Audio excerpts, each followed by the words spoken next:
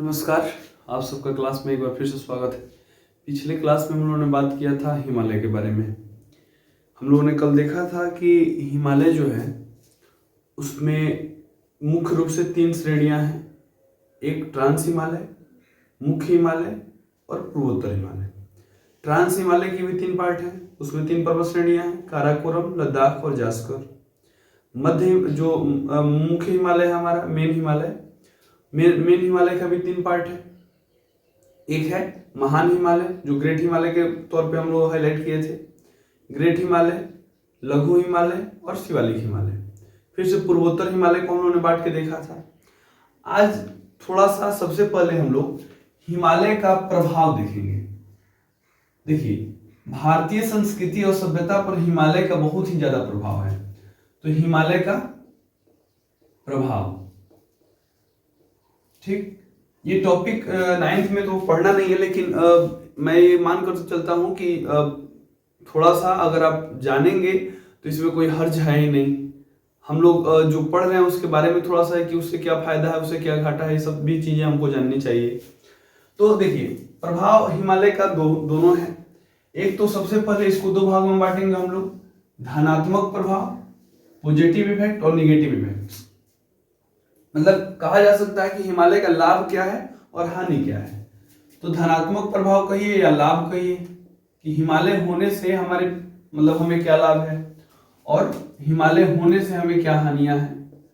ठीक है, तो प्रॉफिट और लॉस क्या क्या है। ठीक है, देखिए सबसे पहले हम बात करते हैं लाभ की। ठीक, तो जब हम लाभ की बात करते हैं तो सबसे पहले आप दिमाग में कल्पना कीजिए कि आखिर भारत का जो उत्तरी हिस्सा है यहाँ पे, तो भारत के उत्तरी हिस्से में अगर हिमालय है, मान लेते हैं ऐसे थोड़ा सा, ये वाला पूरा पार्ट जो अगर हिमालय है, जैसे हमको क्या क्या लाभ है। इसमें पहला लाभ है, अच्छा इसकी ऊंचाई आप लोगों ने कल देखा था। यहाँ पे जो केटू है, केटू की ऊंचाई 8611 मीटर। अब बताइए 8600 मैंने 8500 मीटर जो ऊंचा है, यानी कि ये वाला क्षेत्र लगभग अगर माना जाए तो लगभग 6000 से, औसत अगर देखा जाए 6000 से 7000 मीटर की ऊंचाई पूरे इस क्षेत्र की ऊंचाई 6000 से 7000 मीटर ऊंचाई है। ठीक है, तो ऊंचाई होने का क्या फायदा है, क्या घाटा है। तो सबसे पहले हम फायदे पे कंसंट्रेट करते हैं। तो सबसे पहले जो उत्तर से जो हमारा ध्रुवीय क्षेत्र है, चूंकि भारत अगर देखेंगे, भारत ये अगर ऐसे करेंगे, एक ग्लोब लेंगे हम, तो भारत हमारा उत्तर पूर्वी गोलार्ध में स्थित है। ये होगा अक्षांश रेखा, 0 डिग्री अक्षांश रेखा, ये हुआ 0 डिग्री दशांतर रेखा मान लेते हैं।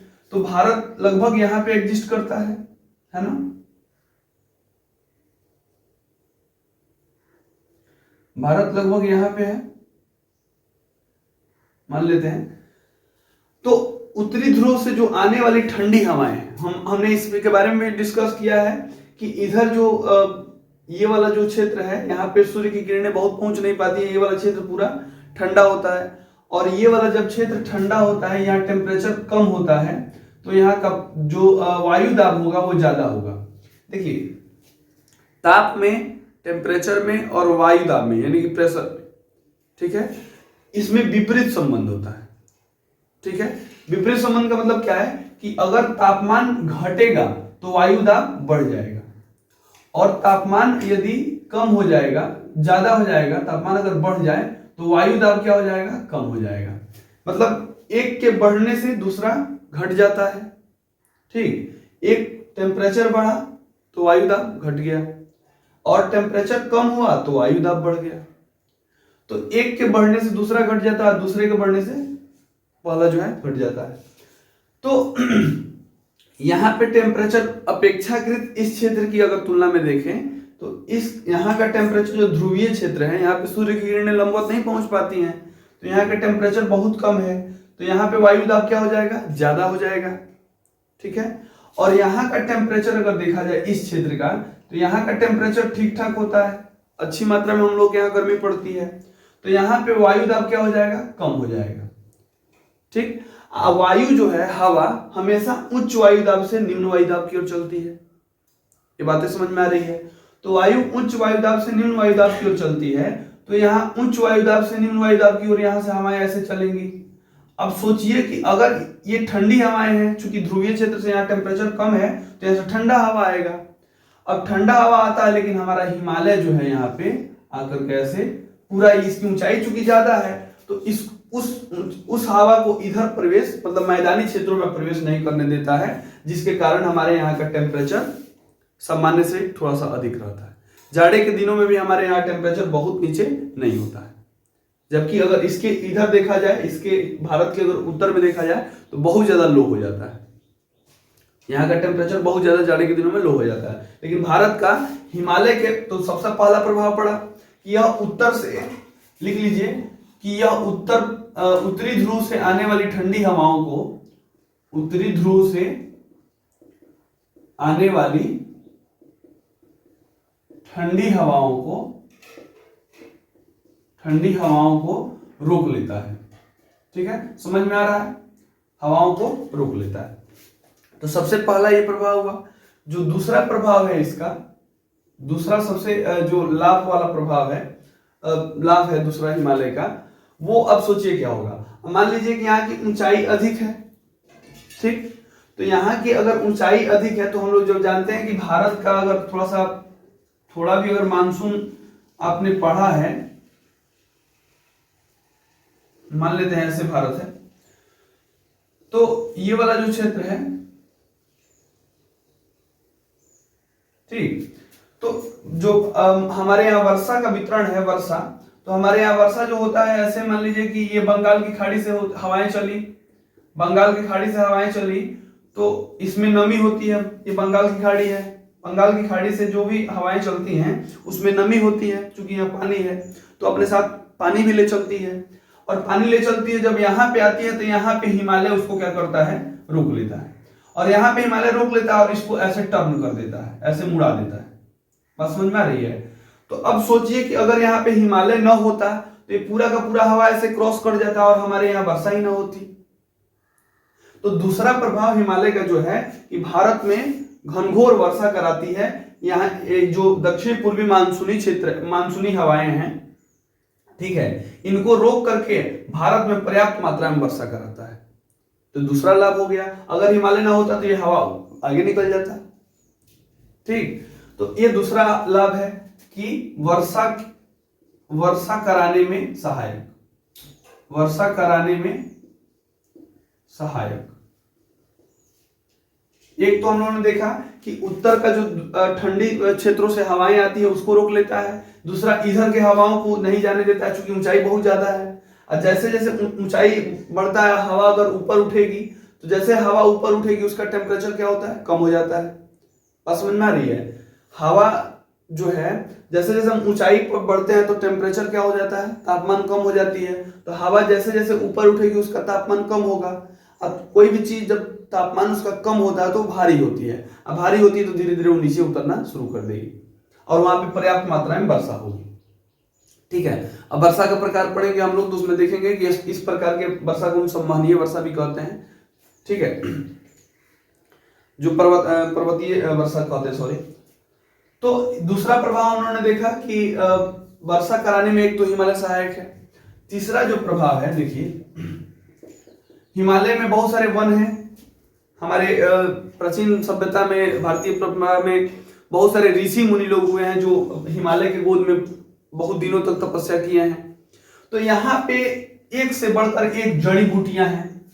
ठीक है, तो तीसरा हम यहाँ पे प्रभाव लिख सकते हैं कि हिमालयी क्षेत्रों में जड़ी बूटियां, ठीक है, जड़ी बूटियां, केसर, सेब, ये सब ठंडे प्रदेशों में होने वाली चीजें हैं।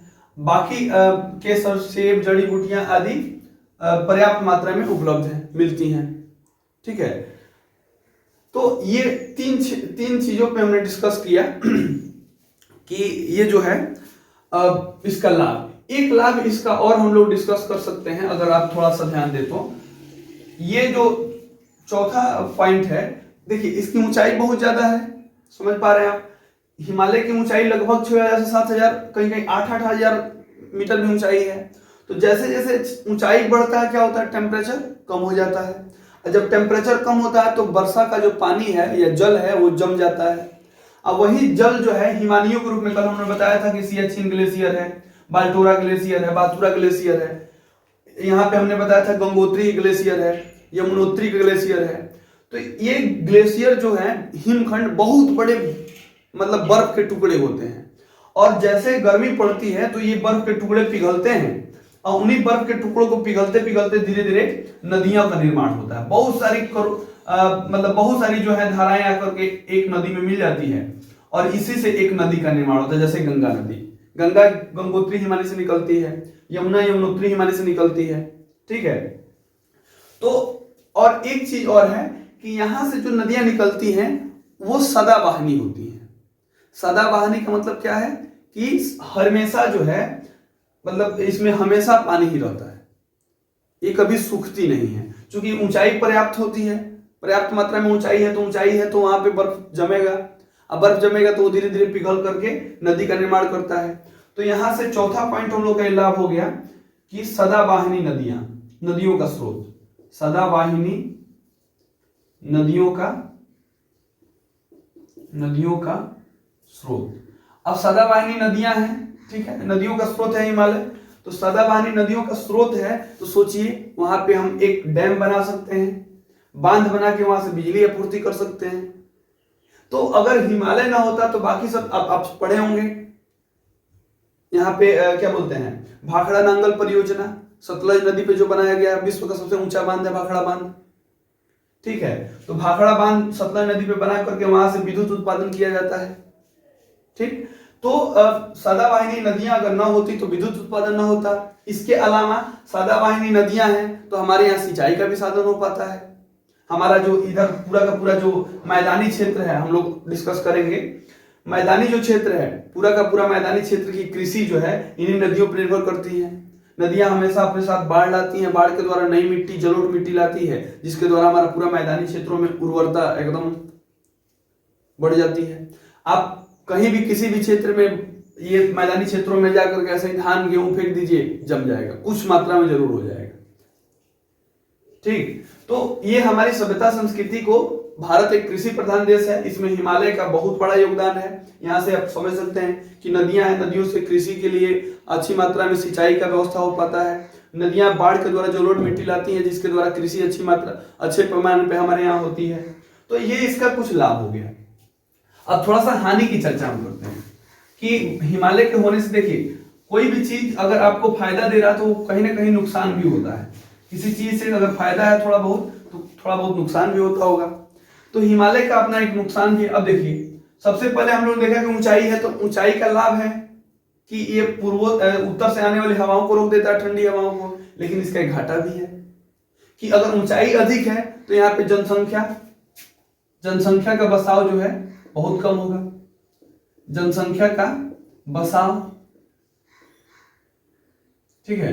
जनसंख्या यहाँ बहुत ज्यादा अधिक सघन नहीं होगी, क्योंकि ये पूरा पथरीली इलाका है, उबड़ खाबड़ इलाका है, ऊंचाई बहुत ज्यादा है, तो लोग उन्हीं स्थानों पे रहना चाहते हैं जहां पे समतल या मतलब जीवन ठीक ठाक से वो गुजार सके। तो बहुत अधिक जनसंख्या इधर के क्षेत्रों की नहीं है। दूसरी जो हानि है, अब ऊंचाई अधिक है, उबड़ खाबड़ भी है, तो भारत के साथ जो सीमा साझा करने वाले देश हैं उनसे हमेशा झड़प होती रहती है। सीमा निर्धारित नहीं किया गया है, इतना पहाड़ी इलाका है कि इधर स्पष्ट सीमा रेखा भारत की नहीं है। मतलब ऐसा देश, मतलब क्या बोलते हैं, पड़ोसी देशों से हमारा हमेशा सीमा को लेकर विवाद रहता है। तो पड़ोसी देशों से सीमा विवाद, पड़ोसी देशों से सीमा विवाद। अच्छा, इसके अलावा देखिए तीसरा हानि क्या होगा कि अगर इधर का क्षेत्र जो है पर्वतीय क्षेत्र है तो यहाँ पे विकास परियोजनाएं मैदानी क्षेत्रों की अपेक्षा बहुत कम होगी। यहाँ का विकास और मैदानी क्षेत्रों का विकास बहुत कम होगा तुलनात्मक दृष्टिकोण से देखा जाए तो अगर आप देखें कि जम्मू कश्मीर, हिमाचल प्रदेश, उत्तराखंड, इन सभी का विकास गुजरात, महाराष्ट्र आदि के क्षेत्रों की अपेक्षा कम हुआ है, जिसका कारण एक हिमालय भी है, ठीक है। तो जो विकासात्मक कार्यक्रम है, मान लीजिए कि आप यहाँ से पूरा पर्वत है तो बहुत कठिन है यहाँ से सड़क निकालना। बस समझ में आ रही है? ऊंचाई भी बहुत अधिक है। अब आपको मान लीजिए कि पानी लेने के लिए 205 किलोमीटर 10 किलोमीटर जाना पड़े, यहाँ पे आप हैंडपंप नहीं हिला सकते, पूरा पथरीली इलाका है। तो बहुत प्रकार की इधर समस्याएं हैं केवल हिमालय की हानियों में। ठीक है, तो तीसरा जो प्रभाव हो गया विकासात्मक विकास पर्याप्त मात्रा में नहीं, पर्याप्त नहीं। ठीक है, अब विकास पर्याप्त नहीं होगा तो सोचिए अपने ही देशों में कुछ राज्यों का, अपने ही देश में कुछ राज्यों का जो है बहुत ज्यादा विकास हो जाए, इन राज्यों का जो है विकास कम हो तो भारत में असमानता बढ़ जाएगी। ठीक है, तो हिमालय के द्वारा देखिए कितना प्रभाव भारतीय अर्थव्यवस्था समाज पर पड़ रहा है। ठीक है, तो अगर इन क्षेत्र जिन क्षेत्रों का विकास अच्छा खासा हो जाए और इन क्षेत्रों का अगर विकास ना हो तो भारत में असमानता बढ़ जाएगी, गरीबी बढ़ जाएगी। ठीक है, चौथा जो पॉइंट है इसका हानियों में, अगर हानि में देखा जाए तो भारत में जो, अब मान लीजिए कि ये पूरा का पूरा पथरीली इलाका है, पूरा पहाड़ी इलाका है, तो भारत का रक्षा बजट, तो भारत अपने यहाँ अब सीमा पे तो रखना पड़ेगा, सेना को रखना पड़ेगा, तो यहाँ पे अब बहुत प्रकार की समस्याएं हैं सेना के साथ, तो वहां के भारत का यहाँ जो रक्षा बजट है वो बढ़ जाता है। ठीक है, भारत का रक्षा बजट यहाँ पे बढ़ जाता है। रक्षा बजट बढ़ता है तो समझिए हम अपने विकास के लिए जो पैसा रखते हैं उसको हटा करके यहाँ की सुरक्षा की व्यवस्था करनी पड़ती है। ठीक है, तो भारत का रक्षा बजट में वृद्धि। ठीक है, भारत के रक्षा बजट में वृद्धि। पांचवा जो अगर देखा जाए तो पांचवा प्रभाव इसका क्या हो सकता है, निगेटिव में अगर देखा जाए तो हो सकता है, अब हाँ पांचवा जो हानि है कि यह आपदा संभावित क्षेत्र है, आपदा संभावित क्षेत्र। अब आपने हाल ही में देखा था संभावित क्षेत्र, आपने हाल ही में देखा था कि जोशीमठ जो है धीरे धीरे खसक रहा है, नीचे धंस रहा है। कारण क्या है कि अब ये पूरा का पूरा जो क्षेत्र है भूकंप, या यहाँ पे जो नीचे जो है हिमानियां हैं, ग्लेशियर्स हैं बहुत सारे नीचे, और उस पे मान लीजिए कि करोड़ों वर्षों में इसमें मिट्टी थोड़ा जमा हो गया है, तो इस पे लोग रहना शुरू किए हैं। जैसे जैसे जनसंख्या या विकास कार्यक्रम हमारा बढ़ रहा है तो हिमानियां जो धीरे धीरे पिघल रही हैं, वो ग्लेशियर्स पिघल रहे हैं। अब ग्लेशियर्स पिघल रहे हैं तो धीरे धीरे ये सब नीचे धंस रहे हैं। यही है जोशीमठ का हाल। जो अभी आप लोगों ने न्यूज सुना होगा कि भारत में जो जोशीमठ है, ठीक है, वो धंस रहा है नीचे, वहां की दीवारें, वहां के जितने सारे घर हैं वो सब नीचे धंस रहे हैं। इसका कारण एक ये भी है कि अब हिमालय का ये निगेटिव प्रभाव हो गया, ये पॉजिटिव प्रभाव हो गया। ठीक, अब थोड़ा सा हम लोग आगे बढ़ते हैं, इसको मैं मिटा रहा हूं, थोड़ा सा स्क्रीनशॉट आप ले लीजिए।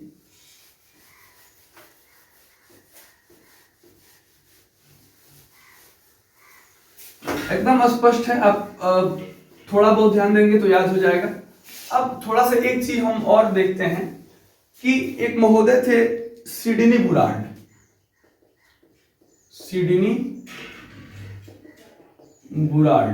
ठीक है, तो इन महोदय ने, सिडनी बुरार्ड महोदय ने हिमालय का वर्गीकरण कुछ अलग प्रकार से किया है। हम लोगों ने हिमालय को देखा कि हिमालय ऐसे है, जो ट्रांस हिमालय है, लद्दाख जास्कर, ठीक है, काराकोरम, ये मुख्य हिमालय है, ये लघु हिमालय है, ऐसे, ये शिवालिक हिमालय है, ऐसे हम लोगों ने किया था। ठीक है, लेकिन इन महोदय ने बताया कि देखिए हिमालय को हम लोग अच्छे प्रकार से नदी घाटियों के आधार पर समझ सकते हैं। ठीक, और इन्होंने, सिडनी बुरार्ड महोदय ने हिमालय को नदी घाटियों के आधार पर बांटा है। तो आप लिखिए थोड़ा सा, नदी हेडिंग बना लीजिए, नदी घाटियों के आधार पर हिमालय का वर्गीकरण, नदी घाटियों के आधार पर, नदी घाटियों के आधार पर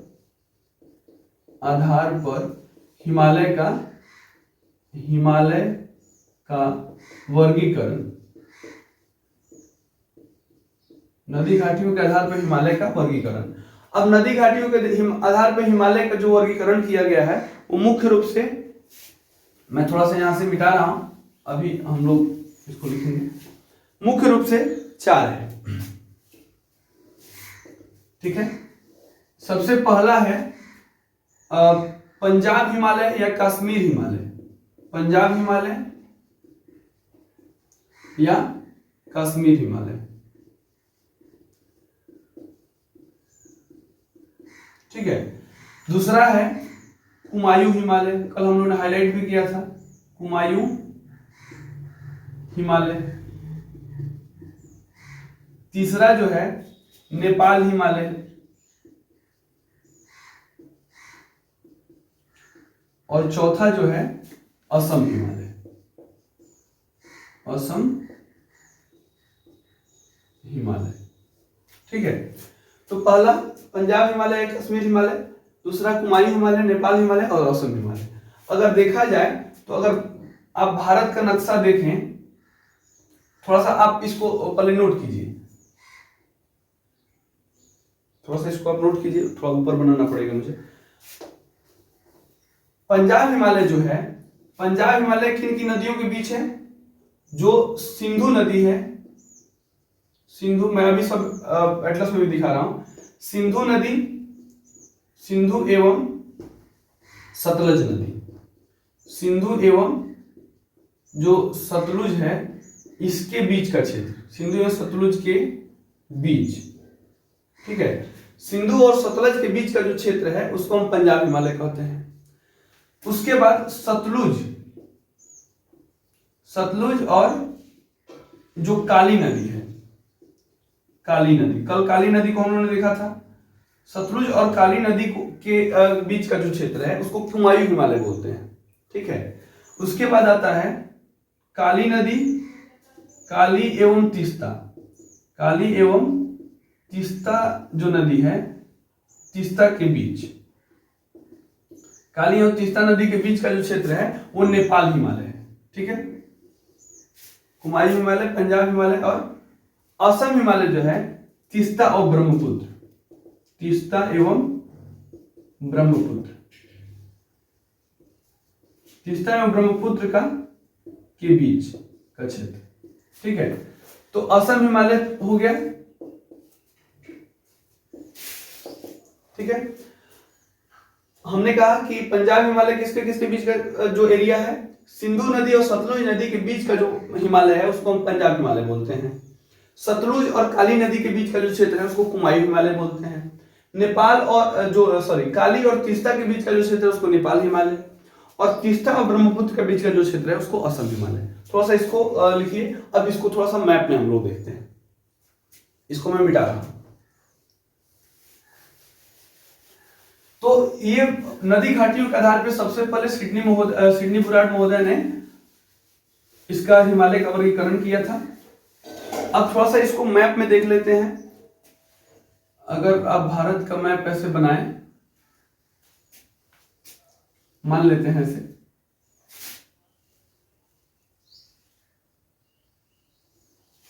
तो यहां से कल हमने चर्चा किया था कि सिंधु नदी ऐसे निकलती है। ठीक है, ये हो गया सिंधु नदी। सिंधु की सहायक नदी है झेलम, चिनाब, रावी, सतलज, ब्यास। एक अब थोड़ा सा एटलस निकालिए।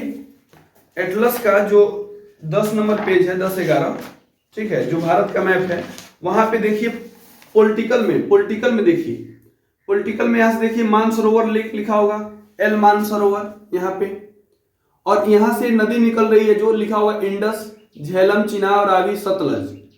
ठीक है, तो इसी सतलुज जो नदी है, तो सतलज नदी और सिंधु नदी के बीच का जो क्षेत्र है, यहां से सतलज नदी ऐसे निकलती है और आगे सिंधु नदी में मिल जाती है। तो ये जो बीच का क्षेत्र है इसको हम बोलते हैं किसका? पंजाब हिमालय या कश्मीर हिमालय। ठीक है, ये हो गया सिंधु नदी और ये होगा सतलज। ठीक है, सतलुज नदी, तो इसको बोलते हैं हम पंजाब हिमालय। फिर यहां से हमने आपको दिखाया था कि यहां पे एक नदी आती है ऐसे, काली नदी। तो सतलुज नदी और काली नदी के, ये जो काली नदी है, काली नदी के बीच का जो क्षेत्र है इसको बोलते हैं कुमायूं हिमालय, कुमायूं। ठीक है, कुमायूं हिमालय, ये हुआ काली नदी। इसके बाद यहां से एक नदी निकलती है तीस्ता नदी, ये है तीस्ता। और यहीं से एक ऐसे नदी हिमालय के समानांतर बहते हुए ऐसे आके मोड़ लेती है, बाद में बांग्लादेश में प्रवेश कर जाती है। कल हम लोगों ने चर्चा किया था कि ये ब्रह्मपुत्र नदी है। इसको चाइना में सांगपो नदी कहते हैं। जो चीन है ना, इसमें ब्रह्मपुत्र का नाम सांगपो है, हमारे देश में ब्रह्मपुत्र कहा जाता है। बांग्लादेश में इसी नदी का नाम है जमुना, यमुना नहीं, जमुना।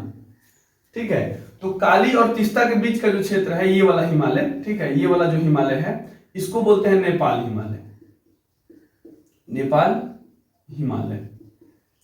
ठीक है, और तीस्ता और ब्रह्मपुत्र के बीच का ये जो क्षेत्र है हिमालय वाला, इसको बोलते हैं असम हिमालय, असम हिमालय। तो भारत का एक मैप, थोड़ा सा हल्का सा नक्शा बना लीजिए, इन नदी को दिखा दीजिए। सिंधु सतलुज के बीच का क्षेत्र पंजाब हिमालय, सतलुज और काली के बीच का क्षेत्र कुमायूं हिमालय, काली और तीस्ता के बीच का जो क्षेत्र है नेपाल हिमालय, और तीस्ता और ब्रह्मपुत्र के बीच का जो क्षेत्र है वो असम हिमालय। तो आशा करता हूं कि ये समझ में आया होगा आप लोगों को। तब तक अगले क्लास में फिर हम लोग मिलेंगे और मैदानी भागों की चर्चा करेंगे। तब तक के लिए जय हिंद।